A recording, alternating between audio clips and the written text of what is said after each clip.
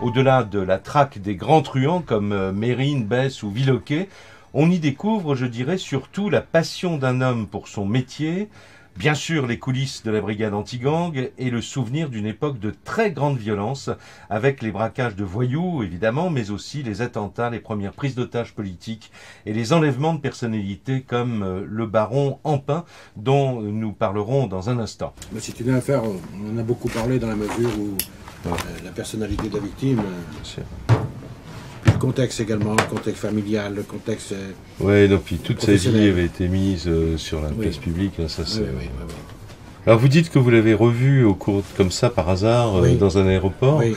Il a complètement changé de vie. Maintenant, j'avoue avoir été extrêmement impressionné quand je l'ai vu parce que il est à son compte maintenant, quoi. Mais il est plus dans. Il n'a plus repris quand je l'ai revu, c'est peu de temps après. C'était 2-3 ans après.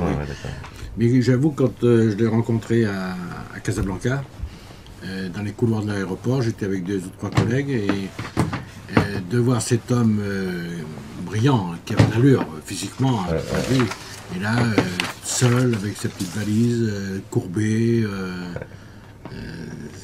c'était assez poignant, touchant, comme situation. 63 jours. Non, j'ai rappelé l'histoire du doigt, là. C'est vraiment le jour quasiment de son enlèvement qui lui coupe le doigt. C'est quand même assez... On n'est pas dans le romantisme, hein, là. Et il y a une autre fois, là ça a failli tourner à la catastrophe, c'est que les truands avaient volé une voiture et ils l'avaient maquillée tout en prenant mon numéro de voiture.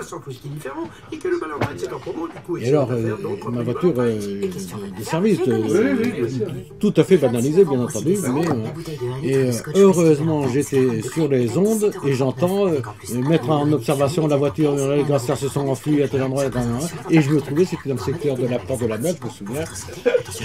J'ai juste eu le temps de passer. Non, il y a erreur, c'est ma voiture.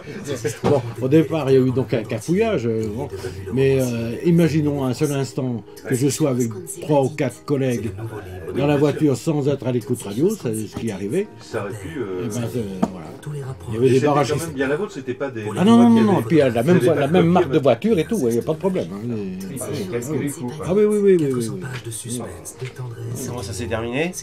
J'ai laissé la voiture sur place, je suis descendu.